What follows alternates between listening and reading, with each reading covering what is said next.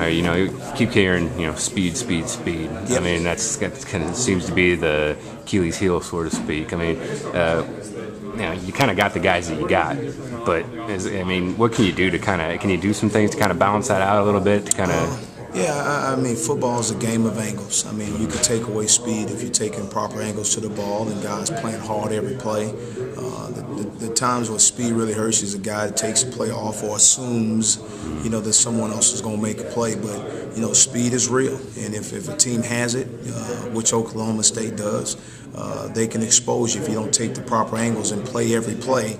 Like it's going to go to go for a touchdown, and that's the thing that we try to emphasize with the tempo, getting our kids ready, but just get all 11 guys running to the ball. That's one way that you can reduce a team's speed if you get everybody running to the ball.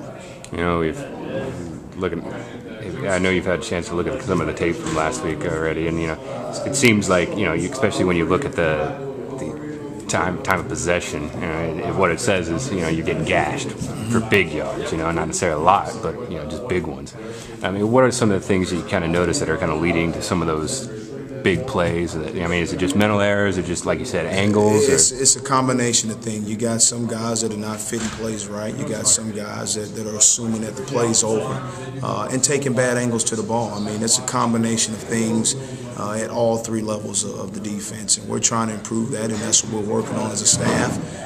We still got our kids' attention, and they're continuing to play hard, and that's what matters. Our kids are bought in. We realized that we ran into a highly ranked team, which we'll see again this week, and we just got to make sure we continue to play each play, and don't let the same play beat you twice. And that's kind of what happened last week. The same play continued to hurt us a couple times, but our kids have bounced back. They've learned from it, and now we just got to focus on what we need to do this week. What about Skylar Miles is a kid that you're kind of subbing. Just like we've seen with the offensive line, some others' position. You see him kind of come in and come out, and come in and come out, just trying to get him some time. Can you talk a little bit about his progression and how he's coming along? It's the thing that's most difficult in my opinion is just the speed of the game. He's still trying to adapt to the speed of what's happening out there, and the guys are bigger, faster, and stronger than what he's seen in high school. He's had a good week of practice this week. Certain games cater to his skill set, and when they open it up, that's not something that he's really used to.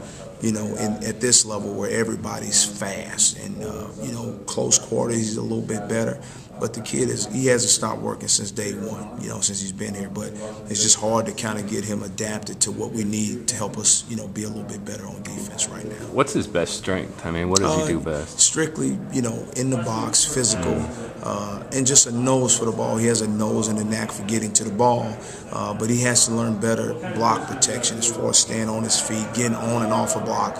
Those are the things that have kind of hindered him a little bit so far. But he's worked on them. He's getting a little bit stronger each week. It's hard to really work on your strength during the season, but they say he's working hard in the weight room, and the kid continues to try to do everything that's being asked of him. I don't have a problem with the way it works. He just has to continue to work on his skill sets. All right, real quick, and I'll let you go. Can you give us a little breakdown as far from your guys' position as far as what you expect from Oklahoma State and kind of some of the things you got to do to stop them? Really just get in the line, get the call, get a line, get on your keys and execute the calls. Big thing with Oklahoma State, they do a really nice job of getting up tempo on the ball, running different plays.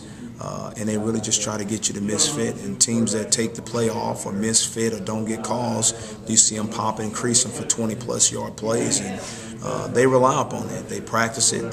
They're one of the high-tempo teams in the country. And they do it for a reason. And that's where they gain their strength, is by your miscues of not being aligned or not getting the call. They do a really good job exposing all teams that way.